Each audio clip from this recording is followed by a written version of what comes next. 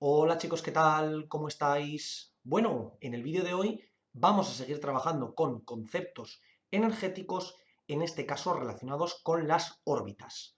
Si recordáis, en el vídeo anterior habíamos visto que teníamos la energía potencial gravitatoria definida como esa integral desde el infinito hasta R o desde R hasta el infinito de la fuerza por el desplazamiento. Y llegábamos a la conclusión de que la energía potencial gravitatoria era igual a menos g por el producto de las masas, es decir, menos g por m1 y por m2, dividida entre la distancia total entre ellas.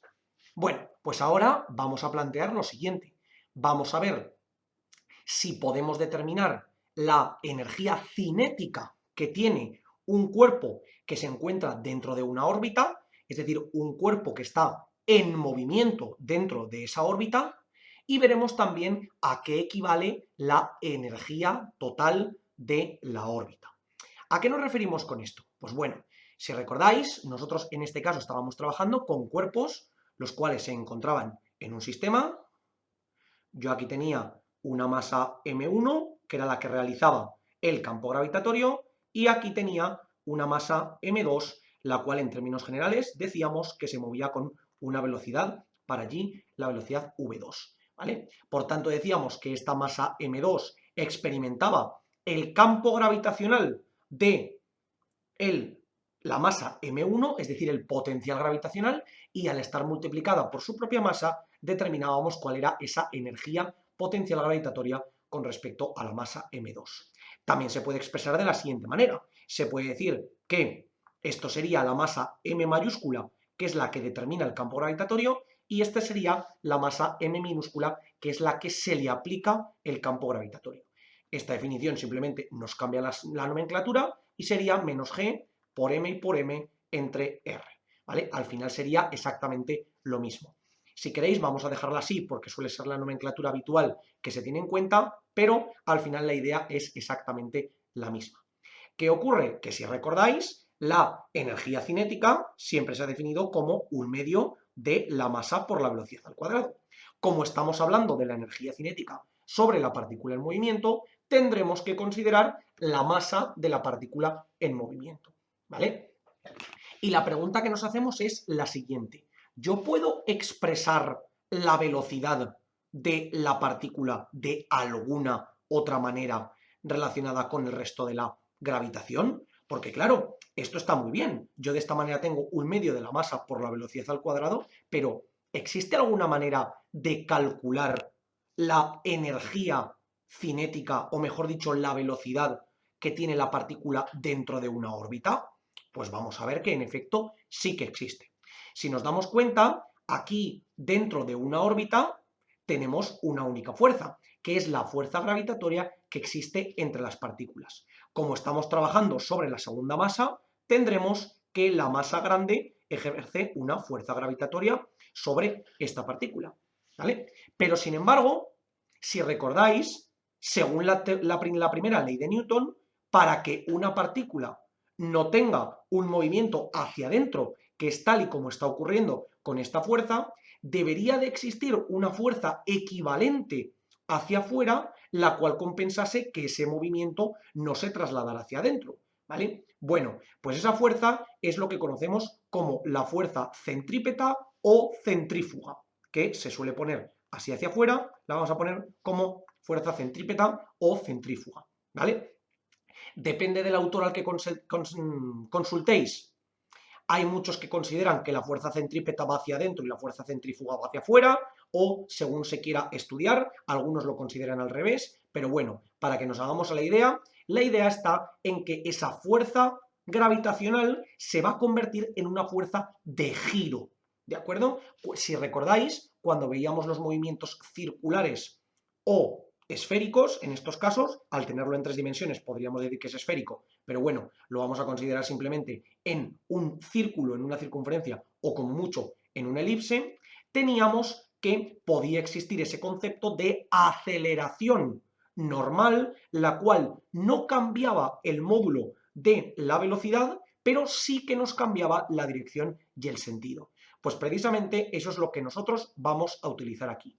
Vamos a decir que en este sistema la fuerza gravitacional va a ser estrictamente igual a la fuerza centrípeta o centrífuga. Repito, cada uno según la plantee puede considerar que es hacia adentro, hacia afuera o lo que sea, pero al final lo más importante es que los módulos de cada una de ellas van a ser equivalentes.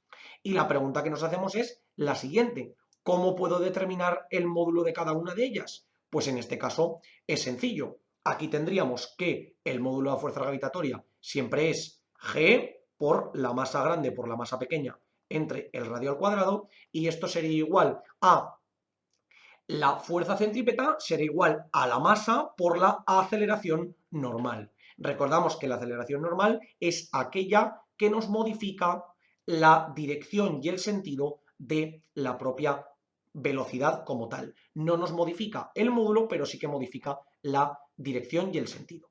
Lo primero bueno es cómo se aplica sobre esta masa. Tendremos en cuenta tanto para la fuerza gravitatoria como para la fuerza centrípeta el concepto de aplicado sobre esa masa. Entonces, esta masa con esta masa lo podemos eliminar y ya tenemos el primer concepto tenido en cuenta. Ahora, ¿qué ocurre? Esta aceleración normal, si recordáis, era igual a v cuadrado entre r. Y aquí ya me da una pista de por dónde van la idea que tenemos que trabajar. Llegamos a la siguiente conclusión, que la constante gravitacional por la masa que ejerce la fuerza entre el radio al cuadrado será igual a la velocidad de la partícula exterior al cuadrado dividida entre el radio de dicha órbita. Puedo eliminar este radio con este radio, por lo que llegaré a la conclusión de que la constante gravitacional por la masa dividida entre el radio será igual a la velocidad al cuadrado. Y de esta manera puedo despejar que la velocidad de la partícula que tendré dentro de la órbita será igual a la raíz cuadrada de la constante gravitacional por la masa dividida entre el radio. De esta manera puedo tener una expresión que relacione directamente un término energético entre comillas, veremos por qué nos referimos a esto, con el término velocístico, es decir, que tengo una relación directa entre las magnitudes de la órbita con las magnitudes de velocidad. ¿Por qué digo esto? Porque ahora esta velocidad que yo he obtenido aquí la puedo introducir aquí, porque esta velocidad que hemos obtenido es la velocidad que llevará la partícula con respecto al movimiento que tendremos dentro de ella. Es decir, yo ahora aquí tendré que esto será un medio de la masa sobre la que se realiza por la velocidad al cuadrado. Si os dais cuenta, esto sería la raíz cuadrada de g por m entre r al cuadrado. ¿Qué es lo bueno? Que cuadrado con raíz se me anula y esto me quedaría un medio de m por g por m dividido entre r, y si yo esto lo reestructuro, podría decir que esto es g por m y por m dividido entre 2 por r. Esta sería la energía cinética de nuestra órbita. ¿De acuerdo? Aquí teníamos que la energía potencial era menos g por m entre r, y esta sería g por m dividida entre 2r.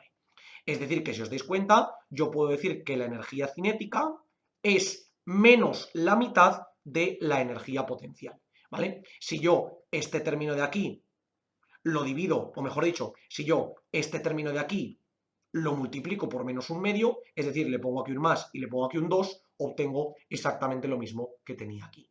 ¿De acuerdo? Por tanto, encontraría esa relación que tendría dentro de la gravitación. Y ahora vamos a introducir un concepto también muy importante con el que ya habíamos trabajado, que es la energía mecánica de un sistema. Si recordáis, definíamos energía mecánica como energía potencial más energía cinética. Como conocemos la expresión de la energía cinética y conocemos la expresión de la energía potencial, podemos sumarlas. Tendríamos menos g por m y por m dividido entre r más g por m y por m dividido entre 2r. Saco factor común como 2r y esto sería menos 2g mm más g por m y por m. Y si os dais cuenta, me quedaría simplemente menos g por m y por m dividido entre 2r como la energía total o la energía mecánica de mi órbita. De la misma manera, puedo encontrar una relación entre cada una de ellas. Puedo decir que la energía mecánica es igual a la mitad de la energía potencial, porque si os dais cuenta es justo lo mismo que la energía potencial que tengo aquí arriba, pero con un 2 en el denominador, y por otra parte puedo decir que la energía mecánica sería menos la energía cinética, porque si os dais cuenta es exactamente lo mismo que tendría en este término de aquí, pero con un menos delante. Por tanto, hemos podido ver tanto cómo calcular la velocidad de una órbita teniendo en cuenta esa fuerza gravitatoria equivalente a la fuerza de giro, porque como muy bien hemos visto, si yo esta fuerza gravitatoria que tengo aquí y que va hacia adentro no hubiese nada que la compensase, lo que ocurriría sería que esta masa se iría acercando paulatinamente hasta la masa central hasta que chocasen y por lo tanto ahí tendría un choque el cual podría estudiar en términos energéticos o de momento lineal. Pero realmente, ¿qué es lo que ocurre? Que nosotros cuando vemos los planetas que giran unos con respecto a otros, en términos generales no vemos que se choquen. Es decir, ni la Tierra, ni Júpiter, ni nada por el estilo van acercándose al Sol, sino que lo que hacen es ir dando vueltas alrededor del Sol de manera paulatina. ¿Vale? Pues en este caso nos ocurre lo mismo. ¿Qué es lo que estamos haciendo? La fuerza gravitatoria la estamos equivaliendo, es decir, estamos diciendo que tiene el mismo valor que esa fuerza de giro que nos permite girar en torno u orbitar en torno a una partícula. A raíz de este punto, teniendo en cuenta ese concepto de aceleración normal que habíamos visto como cambio en la dirección y el sentido de la velocidad en un movimiento circular uniforme, como podría ser este, tendríamos el concepto de la velocidad orbital. Y una vez tenemos la velocidad orbital, podemos determinar la energía cinética con esa velocidad al cuadrado que podemos tener aquí. Podríamos también haber sacado directamente de aquí el concepto de velocidad al cuadrado, sin sacar la raíz y luego volver a elevarla, que al final va a ser exactamente lo mismo. Y lo que es muy importante, que podemos encontrar una relación entre energía cinética y energía potencial y definiendo ese concepto, o mejor dicho, redefiniendo ese concepto de energía mecánica como la suma de ellas, encontramos una relación entre cada una de las energías que tendrían nuestras órbitas. Este caso es muy importante porque veremos que este tipo de ejercicios son imprescindibles a la hora de, por ejemplo, cambiar objetos o cambiar algunos astros que estén orbitando con respecto a un cuerpo y pasen a una órbita mayor, pasen a una órbita menor o veremos qué es lo que ocurre con cada uno de ellos. Por el momento nos quedamos con este tipo de problemas. Como siempre os digo, chicos, por favor, cualquier duda, cuestión o pregunta que tengáis, dejádmelo en los comentarios y nosotros la intentaremos resolver. Por lo demás, muchísimas gracias por ver el vídeo, espero que os haya servido y que vaya bien.